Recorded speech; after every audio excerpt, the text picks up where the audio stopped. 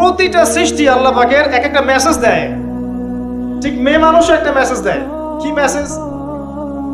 আল্লাহ পাক মানুষকে সবচেয়ে সুন্দর করে সৃষ্টি করেছেন, আর মানুষের মধ্যে মেয়েদেরকে সবচেয়ে বেশি সুন্দর করে সৃষ্টি করেছেন। আল্লাহ পাকের সবচেয়ে সুন্দর সৃষ্টি হচ্ছে মেয়েরা, এবং তারা খুব নরম হয়, নরম, প্রজাপতি ধরার মতো।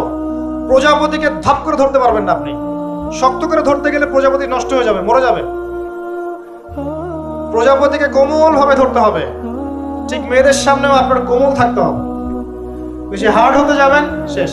আমি আপনার গার্লফ্রেন্ডের সামনে কোমল হতে বলি নাই, আপনার ওয়াইফের সামনে হতে বলেছি। কোমল থাকলে আপনি জিতে যাবেন। দেখবেন দুনিয়ার চিল্লা ফাল্লা করছে আপনার বাসায়, আপনি চুপচাপ আছেন পাহাড়ের মতো, কোমল আছেন। 5 মিনিট পর দেখবেন নিজেই ঠান্ডা হয়ে এসে বলছে আচ্ছা সরি, ভুল হয়ে গেছে।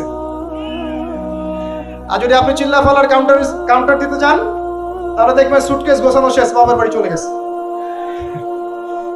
ডিল করা খুব ডিফিকাল্ট। এখানে আপনাকে খুবই সবরের পরিচয় দিতে হবে। আল্লাহ পাক বোঝার তৌফিক দান।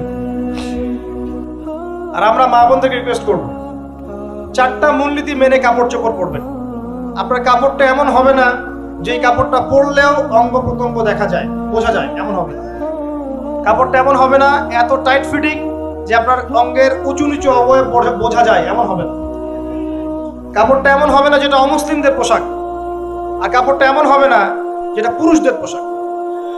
এই মূলনীতিগুলো মেনটেন করে কাপড় পরবেন ইনশাআল্লাহ।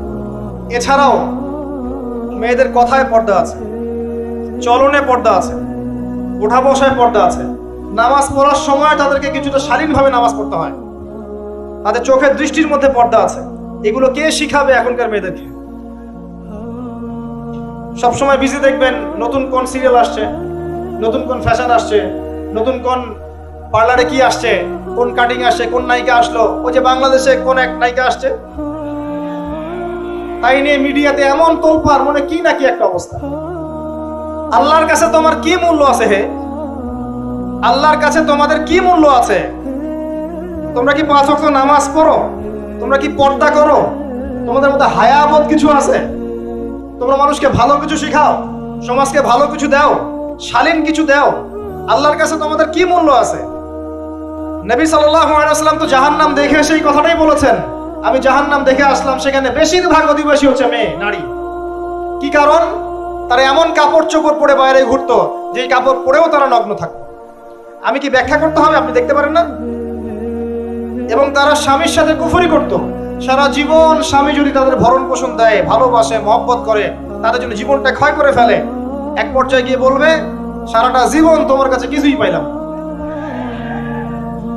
বাস্তব। এগুলোর কারণে মেয়েরা বেশি বেশি জাহান্নামে যাবে, এবং তারা মানুষ মারা গেলে মাতম করে, বুক পিঠ চাপড়ায়, এই কারণে যাবে, এবং তর্ক লাগলে অভিশাপ দেয় বেশি, এই কারণে যাবে। আল্লাহ পাক আমাদের মা বোনদেরকে হেফাজত করুন। তবে একটা হাদিস আছে সুসংবাদের।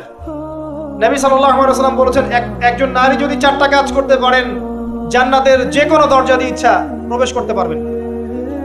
1 নাম্বার 5 ওয়াক্ত নামাজ, 2 নাম্বার রমজান মাসে সওম, 3 নাম্বার আপনার লজ্জাস্থানের হেফাজত অর্থাৎ খাস পর্দা, এবং 4 নাম্বার আপনার স্বামীর আনুগত্য। ফেমিনিস্ট আকীদার মেয়ে হলে আনুগত্যকে দাসত্ব মনে করে, স্বামীর আনুগত্যকে তারা দাসত্ব মনে করে। স্বামী কে? স্বামীর সম্মান বোঝেন আপনি? স্বামী কে? যার ব্যাপারে নবী সাল্লাল্লাহু আলাইহি ওয়াসাল্লাম বলেছেন, আমি যদি আল্লাহ ছাড়া অন্য কাউকে সেজদা করতে বলতাম, তাহলে মেয়েদেরকে বলতাম তারা যেন স্বামীদেরকে সেজদা করে। আপনাকে আমি কিভাবে বুঝাবো স্বামী কে, স্বামীর মর্যাদা কোথায়? এগুলো কি ইসলাম মেয়েদেরকে ডমিনেট করছে এগুলো দিয়ে? কেন? এই স্বামী আপনার জন্য সারাটা জীবন ক্ষয় করে ফেলে। একটা চোর পর্যন্ত, একটা চোর, একটা করাপ্টেড মানুষ, দুর্নীতিগ্রস্ত মানুষ, সে চুরি করে, দুর্নীতি করে এনে বাচ্চাকে খাওয়ায়। একটা ধর্ষক পর্যন্ত ওর মেয়েকে আদর করে। পুরুষ মানুষ কি জিনিস কেমন করে বুঝবেন? সারাটা জীবন ক্ষয় করে ফেলায়। যদি আপনি তার আনুগত্য করেন, তার সামনে সুন্দর মতো থাকেন, তার কথার সাথে তর্ক না করেন, ভালোবাসা দিয়ে থাকেন, আপনার জন্য সে জীবন দিতে প্রস্তুত থাকে। এরকম পুরুষ মানুষ। আপনাদেরকে কেউ চোখ তুলে তাকালে চোখ তুলে ফেলাবে, এরকম পুরুষ মানুষ।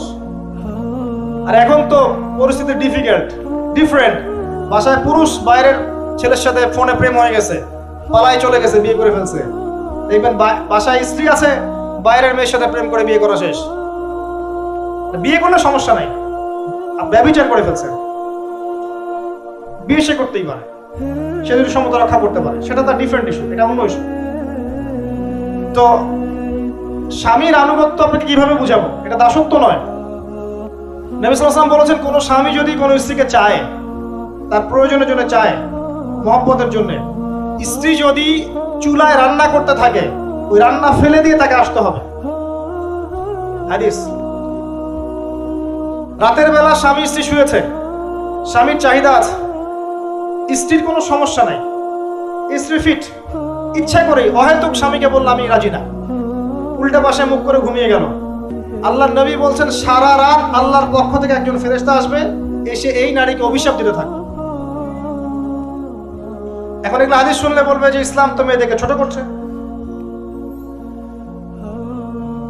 একজন মেয়ে তার, একজন স্বামীর কথা বলছে, স্বামী তার মেয়ে, তার স্ত্রী, তার মা, তার বোন, সবাইকে তার মিরাসের হক দিতে হয়। একজন মেয়ে তার বাবার সম্পত্তি পায়, কোন কোন ক্ষেত্রে তার ভাইয়ের সম্পত্তি পায়, তার স্বামীটা তো পাই, তার ছেলেরটাও, নানি হলেও সম্পত্তির হক আছে। একটা মেয়েকে চতুর্দিক থেকে সিকিউর করা হয়েছে ইসলামে। তারপরেও কিছু ফ্যামিলিস্টের কারণে এরা বলবে যে মেয়েদেরকে ইসলাম ছোট করছে।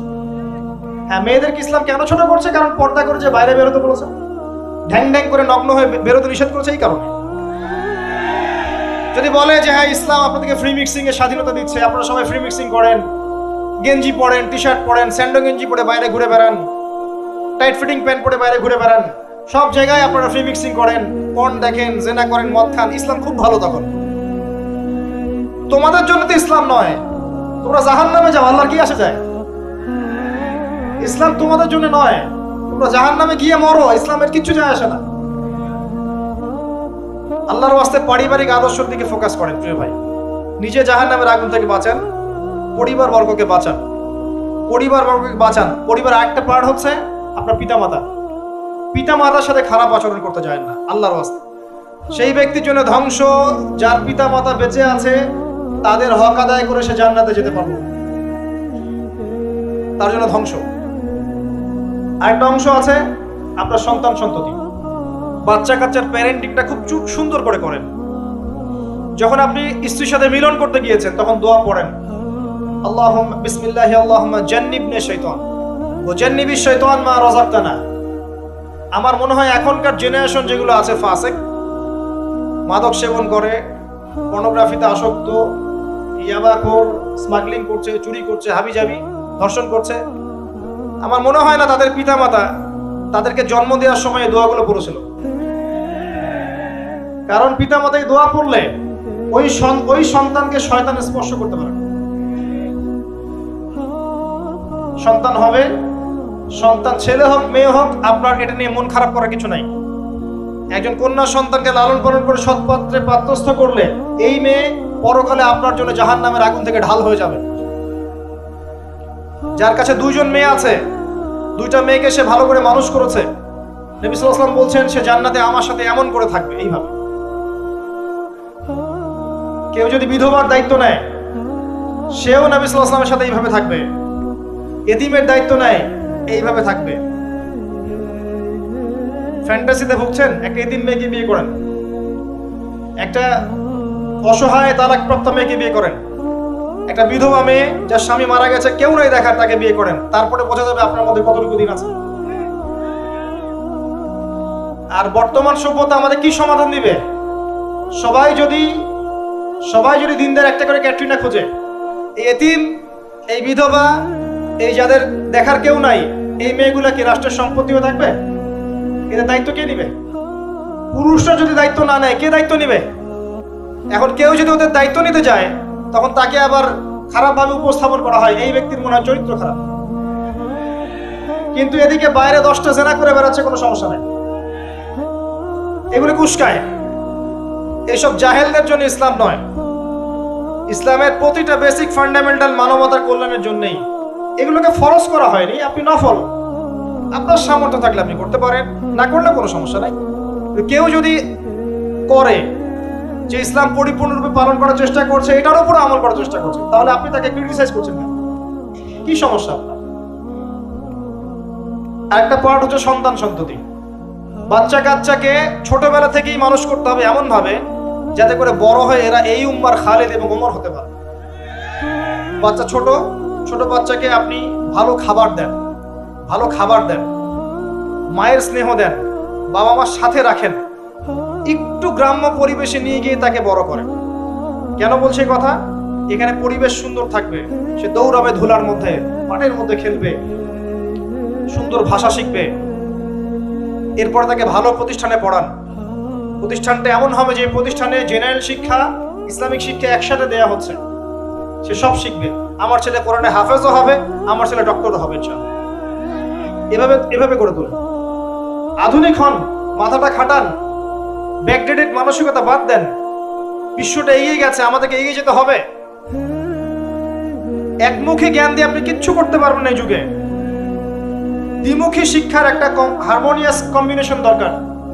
আমাকে কোরআন জানতে হবে, সায়েন্সও জানতে হবে। তাহলে আমি সায়েন্স দিয়ে কোরআনকে ব্যাখ্যা করতে পারবো না, কোরআন দিয়েও সায়েন্সকে ব্যাখ্যা করতে পারবো না।